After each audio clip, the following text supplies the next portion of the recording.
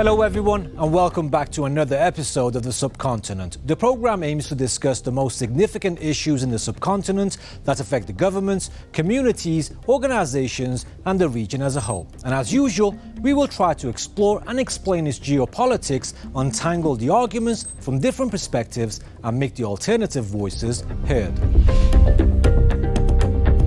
In this edition of the Subcontinent, we are going to talk about the fall of Kabul and the reasons behind the rapid destruction of the governing power despite decades of US training and support for the Afghan military. And we shall take a look at the possible scenarios that may unfold in Afghanistan under the new era of Taliban's rule.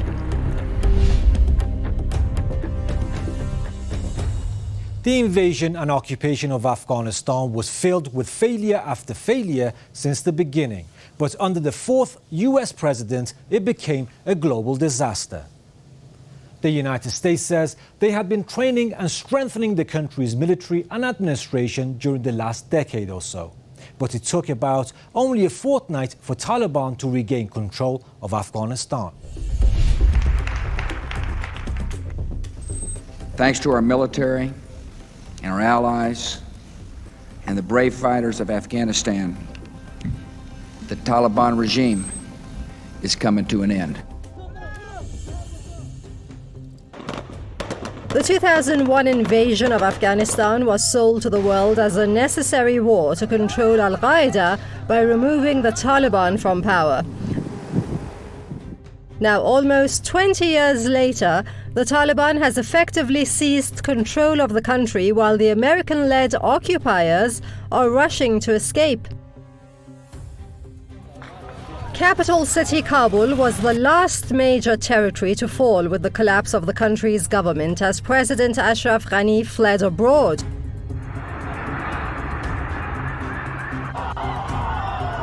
The George W. Bush administration started the war following 9/11 attacks. The early Barack Obama years were marked by an increased military presence which purportedly led to the killing of Osama bin Laden. Donald Trump initially escalated engagement but eventually withdrew some forces and helped initiate talks between Taliban and Afghan governments. Joe Biden came into office with a commitment to ending the US war in Afghanistan on the 20th anniversary of 9/11. His latest move is the redeployment of 5,000 troops to help evacuate embassy personnel. In his address to American people, Biden said the US mission in Afghanistan was never supposed to have been nation-building. It was never supposed to be creating a unified, centralized democracy. The United States apparently were heading the opposite direction. فساد گسترده‌ای که در افغانستان بود یکی از دلایل عدم حمایت مردم و به تبع اون شکل نگرفتن یک مقاومت جدی جلوی طالبان بود. این فساد گسترده اولا همونطور که در تصاویر دیدید گریبانگیر بزرگان قومی بود، کسانی که سران جهادی بودن، با روس‌ها جنگیده بودن، با کمترین نیرو روس‌ها رو بیرون کرده بودن از افغانستان.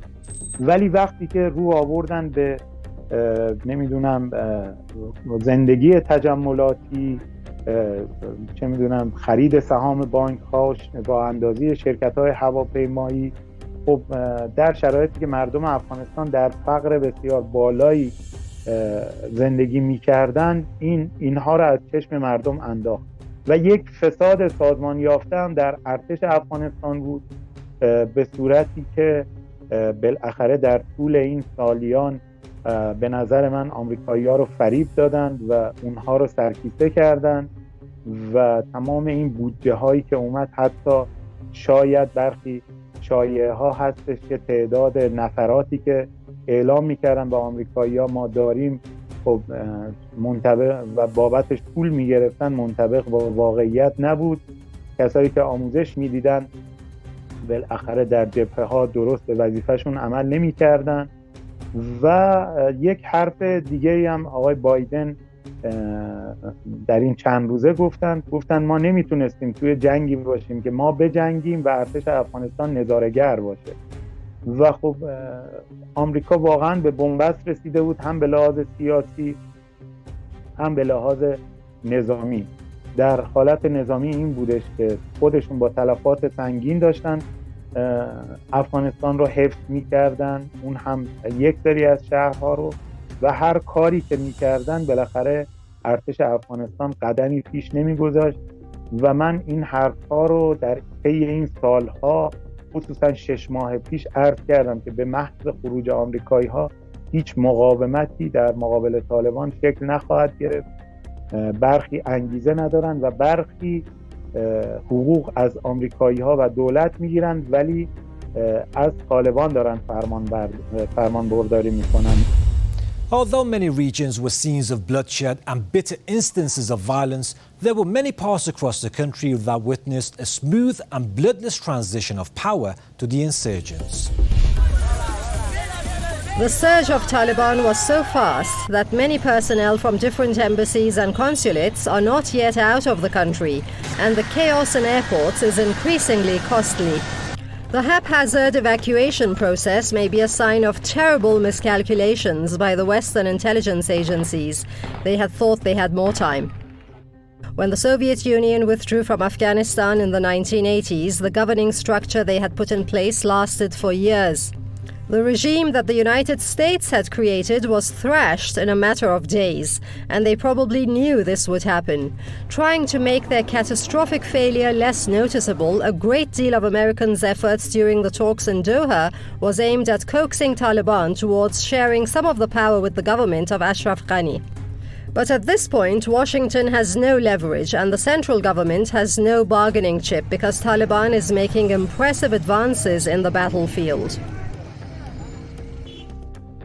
ببینید خب ما الان در شرایط بسیار حساس منطقه‌ای هستیم.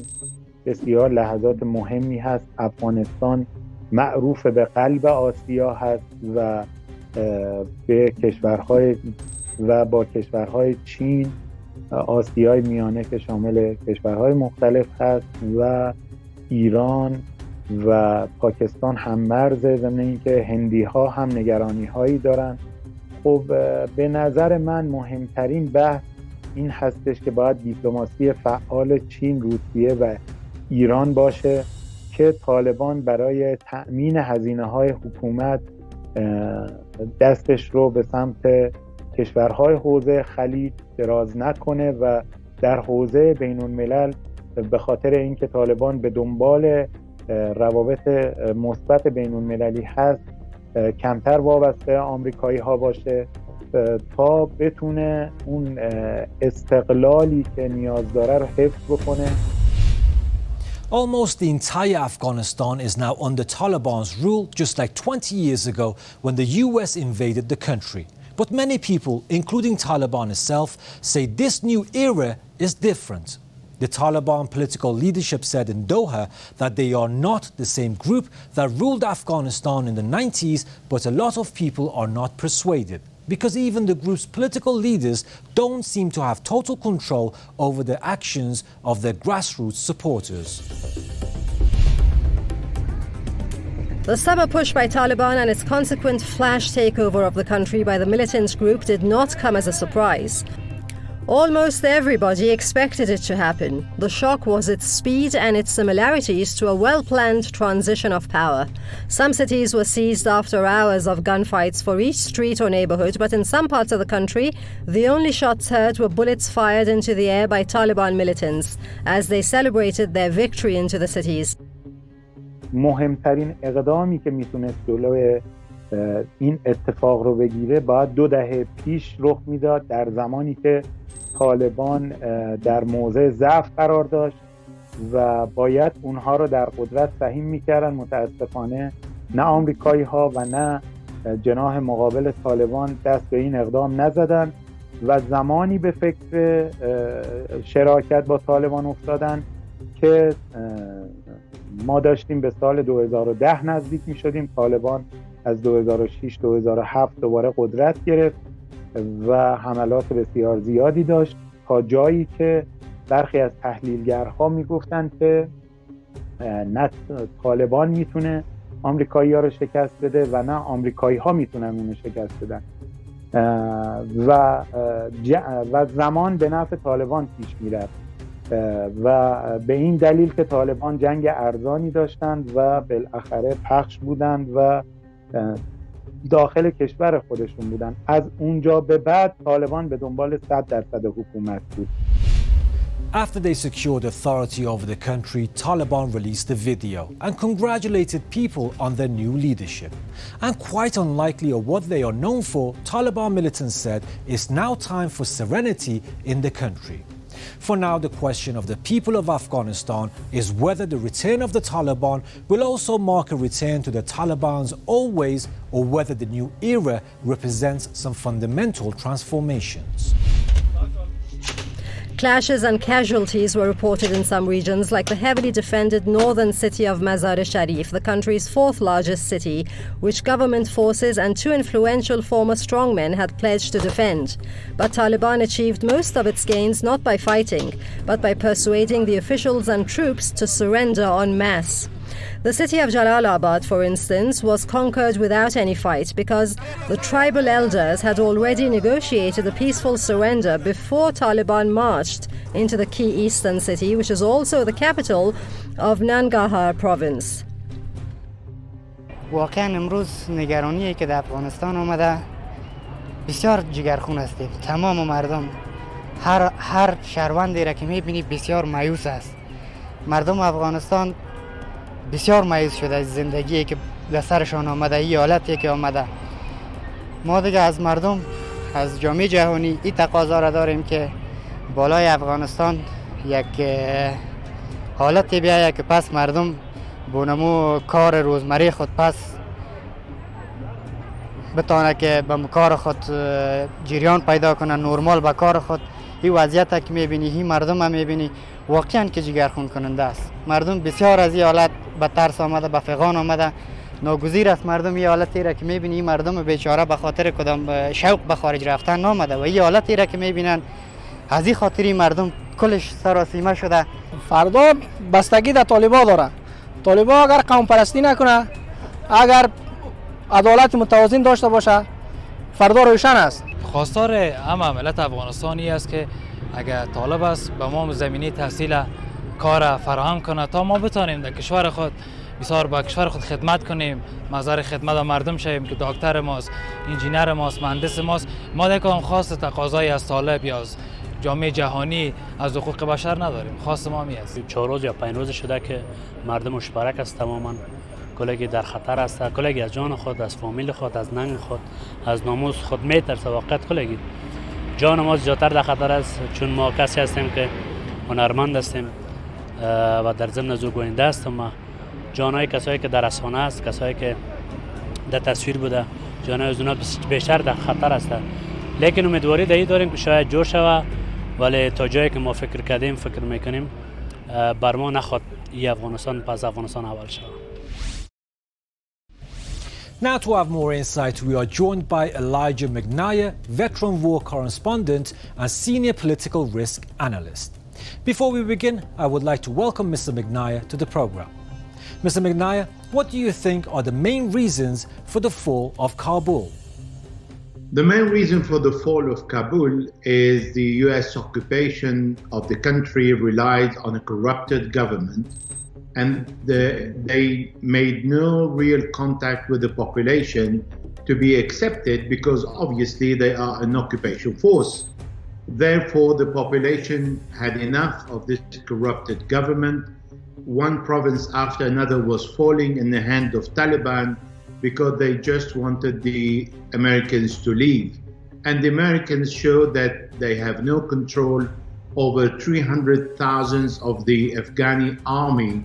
They spent 20 years in the country training them and equipping them, and the army collapsed, and the president, his vice, and all the Afghani officials fled the country in the first hours. Mr. McNair, who or what could have prevented such eventuality? Nothing could have prevented such eventuality because the occupier will end up leaving the country. No occupation force can stay in a country. They can stay for 1 year, for 10, for 20. At the end of the day, they have to leave because they are indeed an occupation force.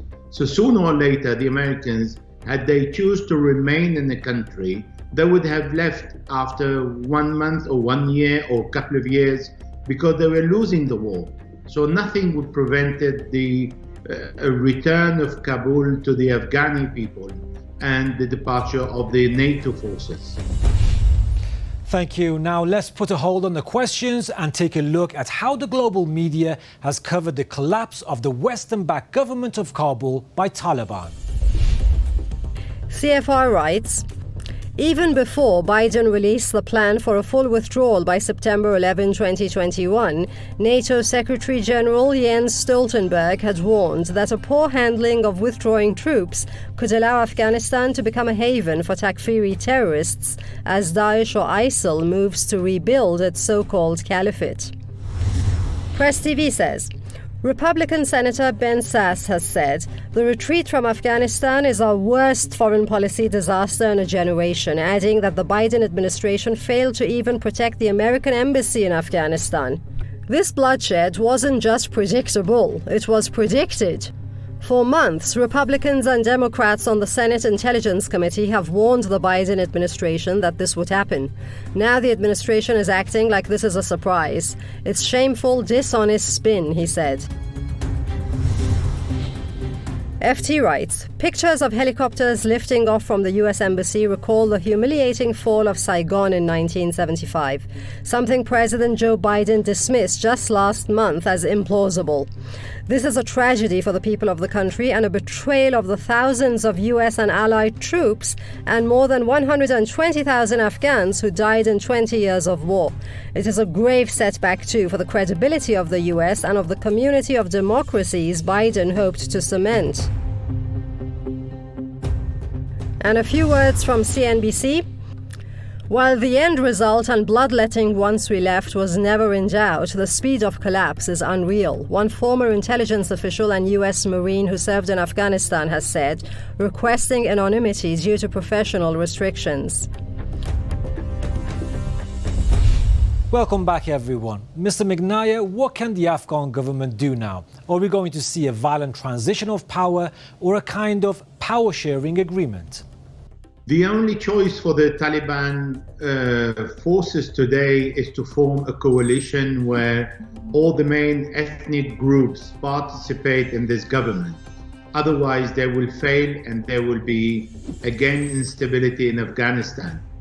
That is the only choice the Taliban has in front of them. And I think they've started the negotiation in Qatar, and what they need to include the Tajik and the Uzbek and the Pashtun in one government. So what can we expect? What is the role or fate of the ordinary Afghan people in the next administration?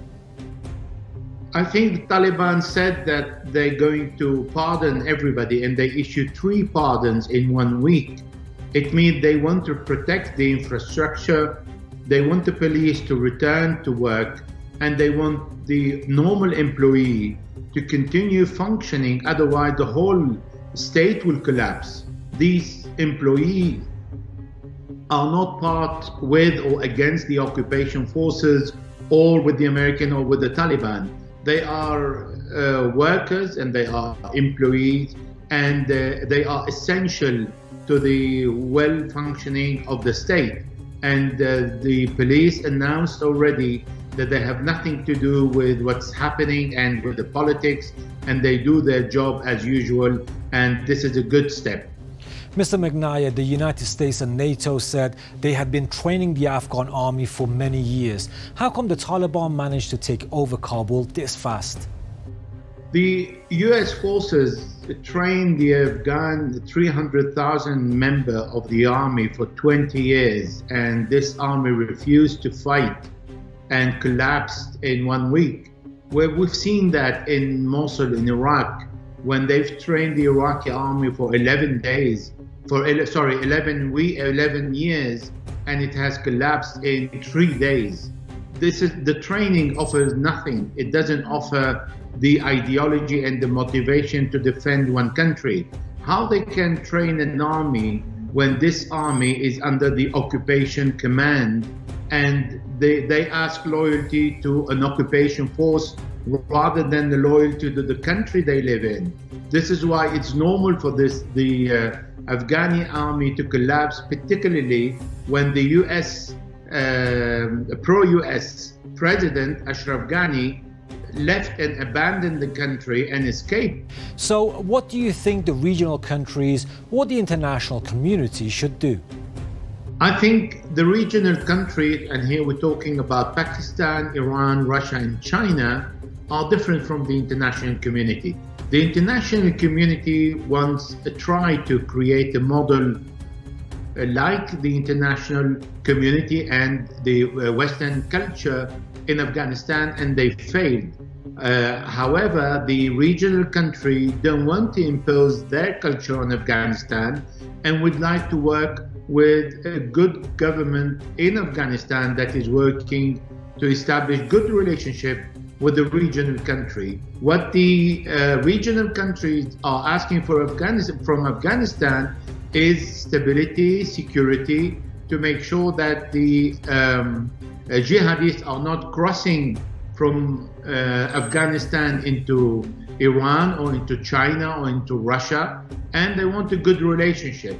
While the international community is asking from Afghanistan to implement the Western values, which is not possible. So they have to find a way in between to make sure that the sovereignty of Afghanistan is not violated and that Afghanistan is not in a bad term with everybody like Taliban used to be in the 1990s.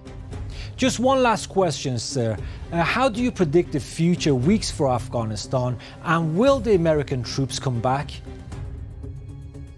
I don't think the Americans will come back ever to West Asia because they have learned their lesson and they know today that first, they are not welcome. Second, that waging war on countries in the Middle East like they've done in Syria, in Iraq, in Afghanistan, and they tried in Iran, resulted in the total failure of the US forces, and now they are pulling out, and I hope that they will leave soon Iraq.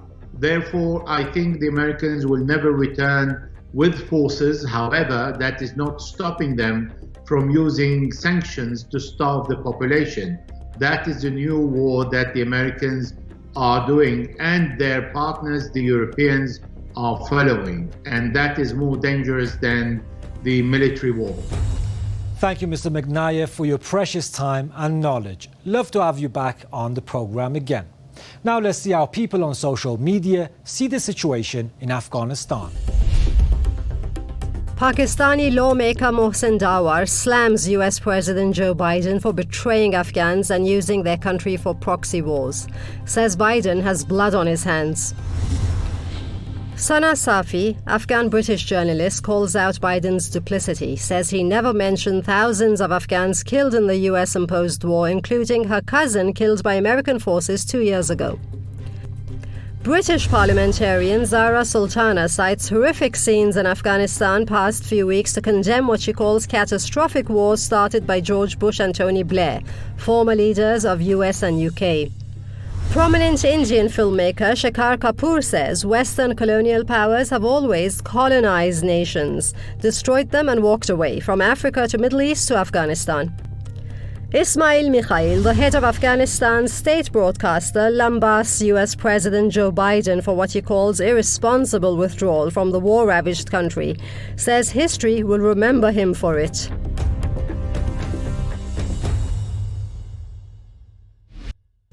And that was our special episode on the collapse of Afghanistan's governing power and the factors that accelerated the fall of Kabul. To watch bits and pieces of our show and more Subcontinental updates, follow us on social media platforms and don't forget to give us your feedback. We shall meet again, same time, same day next week. So till then, take care.